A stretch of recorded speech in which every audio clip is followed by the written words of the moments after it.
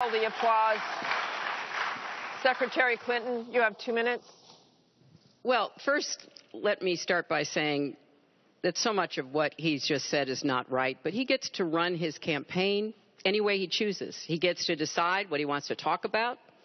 Instead of answering people's questions, talking about our agenda, laying out the plans that we have that we think can make a better life and a better country, that's his choice. When I hear something like that, I am reminded of what my friend Michelle Obama advised us all. When they go low, you go high.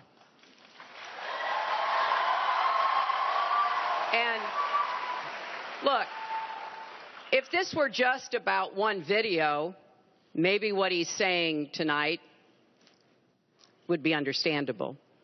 But everyone can draw their own conclusions at this point about whether or not the man in the video or the man on the stage respects women. But he never apologizes for anything to anyone.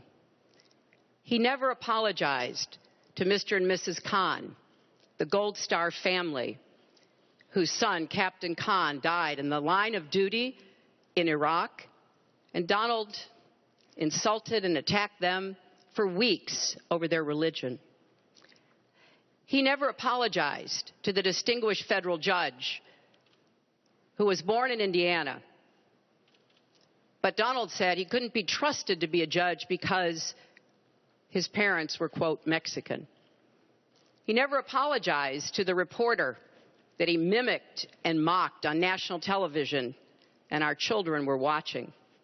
And he never apologized for the racist lie that President Obama was not born in the United States of America. He owes the president an apology. He owes our country an apology. And he needs to take responsibility for his actions and his words.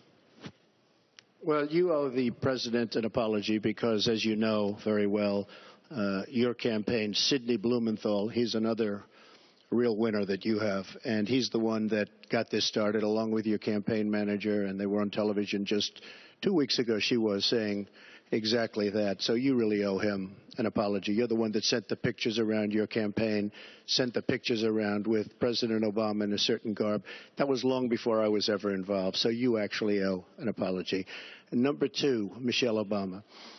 I've gotten to see the commercials that they did on you.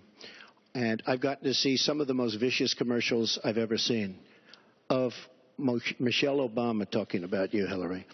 So you talk about friend. Go back and take a look at those commercials. A race where you lost, fair and square, unlike the Bernie Sanders race where you won, but not fair and square, in my opinion. And all you have to do is take a look at WikiLeaks and just see what they said about Bernie Sanders and see what Deborah Wasserman Schultz had in mind, because Bernie Sanders, between superdelegates and Deborah Wasserman Schultz, he never had a chance. And I was so surprised to see him sign on with the devil. But when you talk about apology, I think the one that you should really be apologizing for, and the thing that you should be apologizing for, are the 33,000 emails that you deleted and that you acid washed. And then the 2 boxes of emails and other things last week that were taken from an office and are now missing. And I'll tell you what, I didn't think I'd say this, but I'm going to say it. And I hate to say it.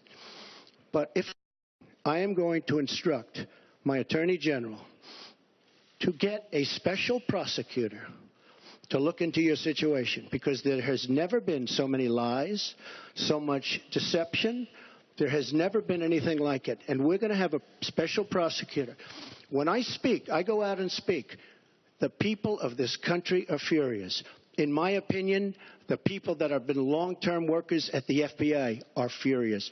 There has never been anything like this where emails and you get a subpoena, and after getting the subpoena, you delete 33,000 emails. And then you acid wash them or bleach them, as you would say, a very expensive process. So we're going to get a special prosecutor, and we're going to look into it, because you know what? People have been, their lives have been destroyed for doing one 1/5 of what you've done. And it's a disgrace. And honestly, you ought to be ashamed of yourself. Secretary Clinton, I want to follow up on that. I'm going to let you talk about emails. Because everything he just said is absolutely false, but I'm not surprised. Really? In the first debate, and the audience needs to calm down here. I told people that it would be impossible to be fact-checking Donald all the time. I'd never get to talk about anything I want to do and how we're going to really make lives better for people.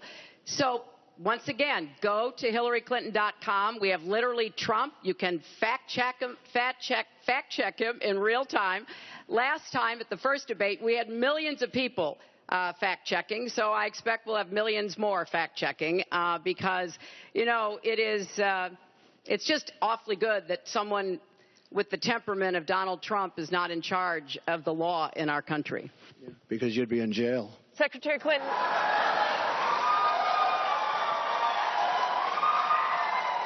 We want to remind